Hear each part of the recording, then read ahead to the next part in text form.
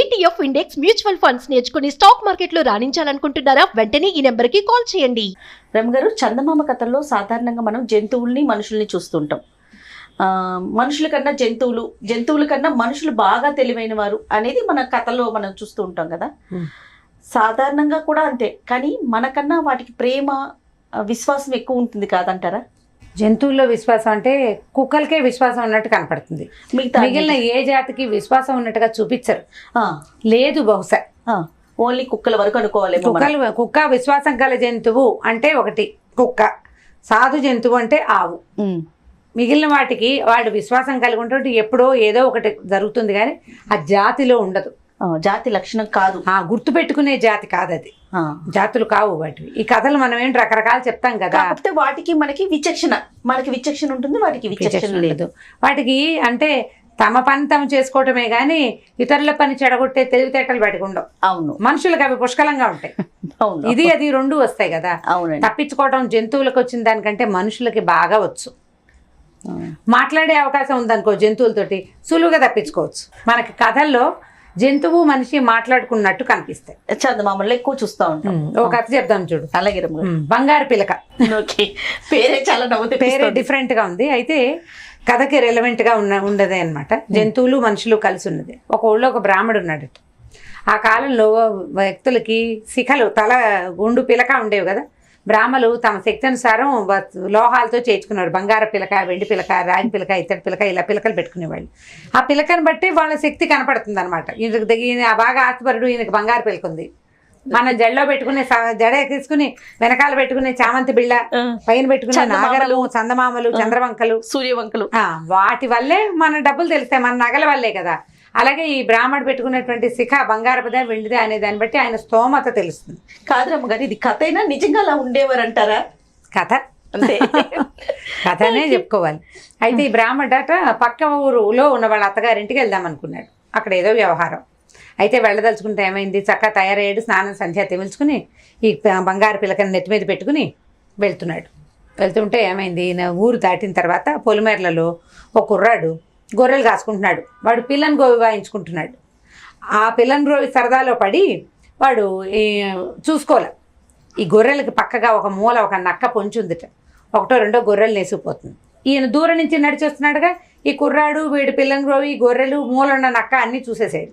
చూసి ఓ అబ్బాయి చూసుకోరా, ఇక్కడ నక్క పొంచుంది అని చెప్పేసరికి అలా వాడేం చేశాడు, రాళ్ళు బెడ్డలు విసిరికొట్టి ఓ కర్ర విసిరేసి నక్కని బెదిరించి తోలేసి గొర్రెల్ని బాగా తనకు కనపడేలాగా ముందుకు జరుపు కూర్చోబెట్టుకున్నాడు. నక్క పారిపోయి ఏమనుకుంటే, ఎవరెవరా బ్రాహ్మడు పిలక వీడి వల్ల కదా నా తిండి పోయింది, లేకపోతే నా పిల్లలు హాయిగా 2 గొర్రె పిల్లల్ని మేసి సుఖంగా ఉండేవి, ఈ పూటకు తినేసి బ్రాహ్మడికి శాస్త్ర చేయాలనుకుంది. మధ్యాహ్నం అయ్యేసరికి ఈయన ఏం చేశాడు, ఓ చెరువు దగ్గర ఆగి మొహం కాళ్ళు చేతులు కడుక్కోవడానికి దిగాడు. అయితే నెత్తి మీద ఉన్న పిలక నీళ్ళలో కొంగినప్పుడు పడిపోదు, అసలే బంగారు పిలక. అందుకని ఏం చేశాడు, తన సామాన్లతో పాటు అంటే సంచి, ఓ బాణాకర్ర, వాటితో పాటు తన పిలకను కూడా తీసి అక్కడ భద్రపరిచి నీళ్ళలోకి దిగాడు.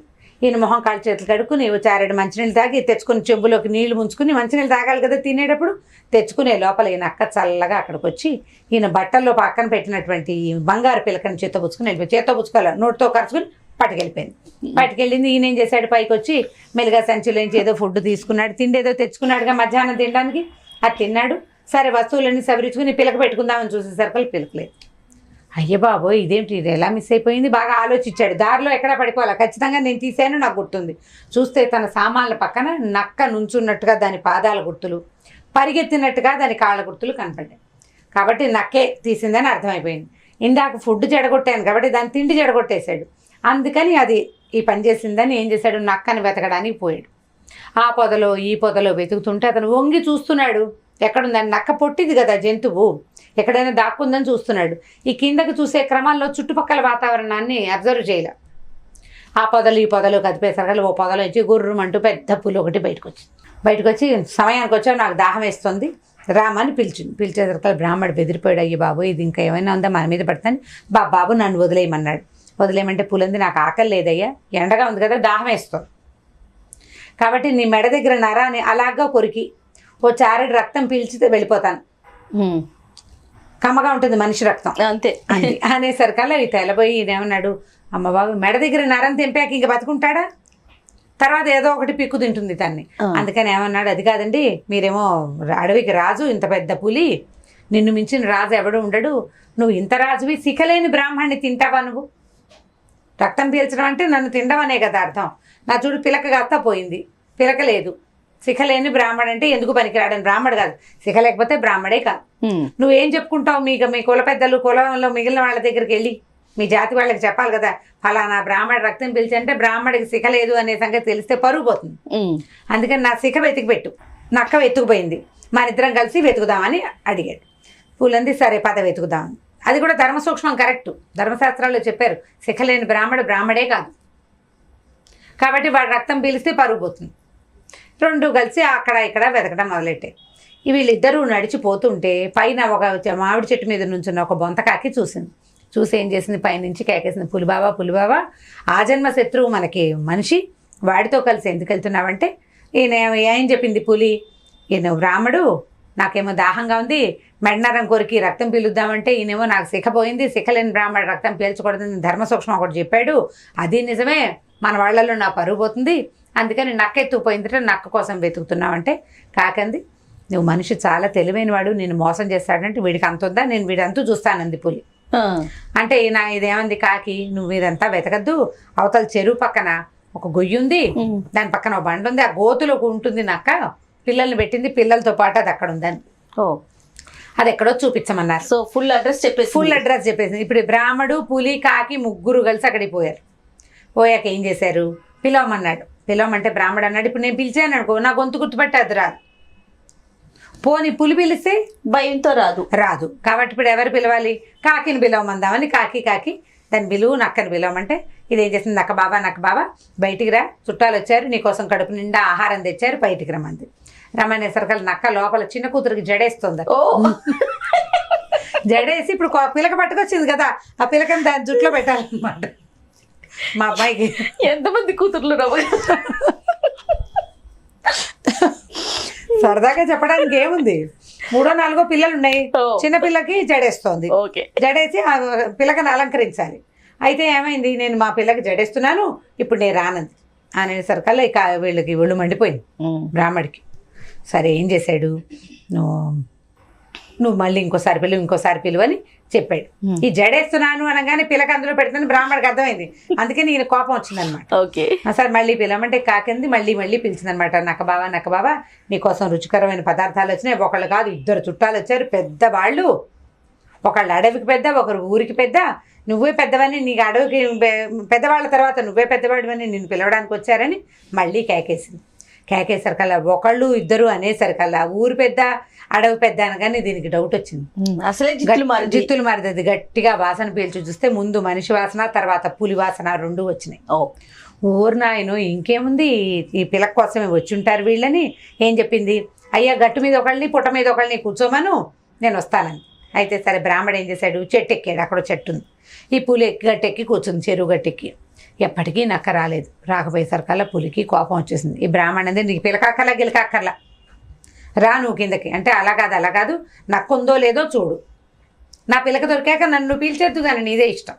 అక్కడి నుంచి ఏం చేసింది పులి, గబగబా ఈ కంట దగ్గరికి వెళ్ళి, ఒక గోతులో ఉంది కదా, ఈ నక్క ఏం చేసింది, ఇంత లోపల పిల్లల్ని తీసుకుని దానికి 2వ వైపు ఒక ఓపెనింగ్ ఉంది, ఆ పిల్లక అక్కడ పారేసి తన పిల్లల్ని వేసుకుని పారిపోయింది.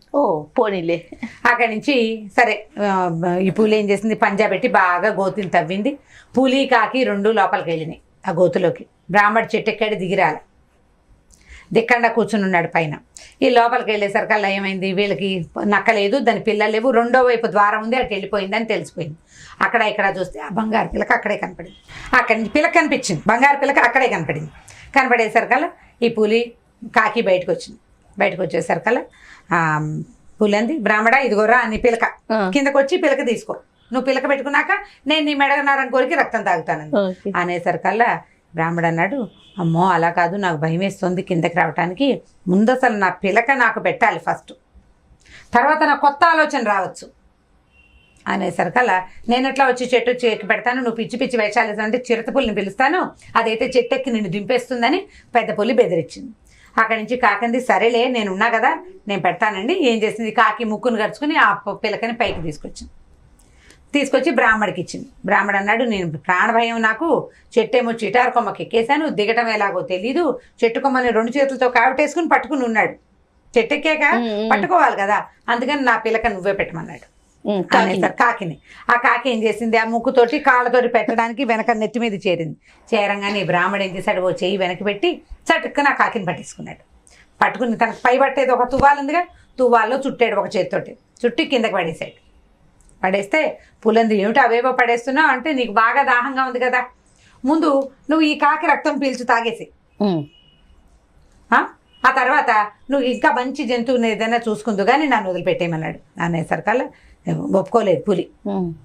సచ్చినా నేను కాకి మాంసం తిన్ను, అది ఇంత ఉంటుంది, దానికి రక్తం ఉండేది ఇంత, అది నాకు సరిపోదు, నువ్వు బయటికి రా, నువ్వు కిందకి దిగి వస్తావా దిగిరావా, నువ్వు దిగిరాపోయినా నేను ఇక్కడే కూర్చుంటాను, సాయంకాలం దాకా చేసేవో చిరుతపుల్లని పిలుస్తా, ఒకటి కాదు 2, 3 పిలుస్తా, నేను ఒకదాన్ని ఇంత నెత్తురు తాగడం కాదు, మొత్తం అందరం కలిసి నేను నెత్తురు పీల్చి తినేస్తాను నేను అనేసరిగా బ్రాహ్మడు వణిపోతున్నాడు. ఆంజనేయ స్తోత్రం చదివేసుకుంటాడు. మరి ఏం చేయాలి, ఏదో ఒకటి చదువుకోవాలి కదా.